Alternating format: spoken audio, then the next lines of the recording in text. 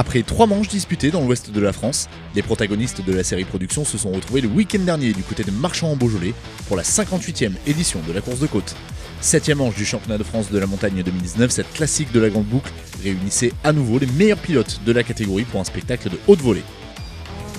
La bagarre a été de haute intensité entre les deux poids lourds de la série Production que sont Pierre Courroy et Nicolas Ververt. C'est le premier nommé qui s'impose en signant coup sur coup les 3 meilleurs chronos des 3 montées de course. Au volant de sa McLaren MP4 12C, le champion de France 2017 revient à seulement 1 point au championnat du leader Nicolas Ververt.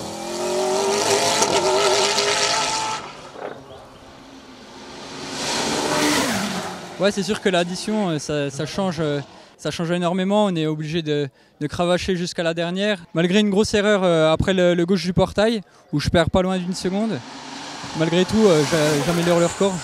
Je ne revenais pas au moment de passer la ligne d'arrivée. J'ai vraiment attaqué tout au long de la montée et ça a fait un super chrono. Donc on repart de nouveau avec la victoire.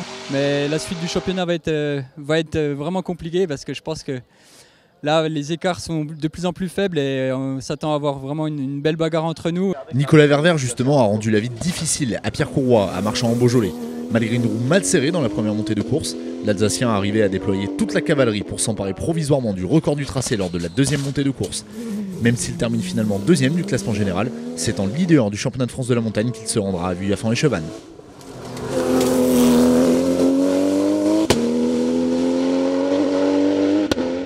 Troisième, Yannick Ponsignon place à nouveau sa BMW M3 E92 sur le podium et reste accroché dans la course au titre. Frédéric Neff, le pilote suisse, s'empare de la 4e place du classement général au volant de sa Porsche 996 Cup. Et devance ainsi Pierre Béal, 5e, au volant de sa Volvo TC10 S60. Au volant de son Simca CG Turbo, Christophe Ponsignon remporte la classe FCA Marchand et s'empare de la 6e place du scratch. Il devance Geoffrey Carcreff, 9e du classement général au volant de sa Scora Maxi. Et le Corse Toussaint Philippi, au volant de sa JDJ 40, clôt le podium DFC. Frédéric Santarelli et sa Porsche 911 Turbo remportent la classe GT Sport, et ce malgré avoir été victime de gros soucis de suspension. La bagarre entre les Seat Leon Supercopa des protagonistes du A5 était très attendue, mais elle a malheureusement tourné court après la grosse sortie de route sans gravité de Jérôme Jany, indemne malgré un tonneau. Francis Dozier en a profité pour s'imposer au volant de sa Seat Leon Supercopa MK3. Il se place également à la 7e place du classement général. Il devance Antoine Uni, 8e du scratch et 2e de la classe au volant de sa MK2. Bruno Fra et sa BMW M3 en profitent pour accrocher un podium en championnat de France de la montagne.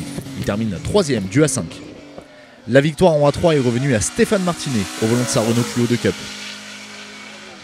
Il devance Jean-Pierre Pop au volant d'une Renault Clio Cup de 3e génération. Et Laurent Lafosse également au volant d'une Clio Cup après sa 2e place obtenue à Saint-Gouéno. Jimmy Herman se classe 4e des A3, il termine meilleur jeune de la série Production. Aurore Dodi, quant à elle, est sacrée meilleure féminine de la série Production. Comme à Saint-Gouéno il y a 2 semaines, c'est Bertrand Simonin et sa BMW M3 qui remportent la classe N4. Guillaume Gillet avec sa Mitsubishi Lancer termine 2e de la classe. Et Pascal Cat au volant de sa Renault Mégane RS prend la 3e place du N4. Après avoir fait l'impasse sur les dernières épreuves du championnat, Jean-Marc Tissot était de retour aux affaires le week-end dernier et s'impose en GTTS 1 au volant de sa Midjet.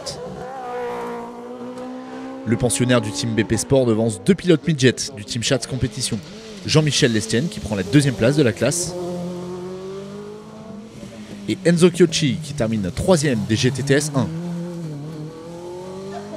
Prochain rendez-vous dans le Doubs pour la 56e course de côte de Vuillafan-et-Chevannes, 8e manche du championnat de France de la montagne 2019 les 29 et 30 juin prochains.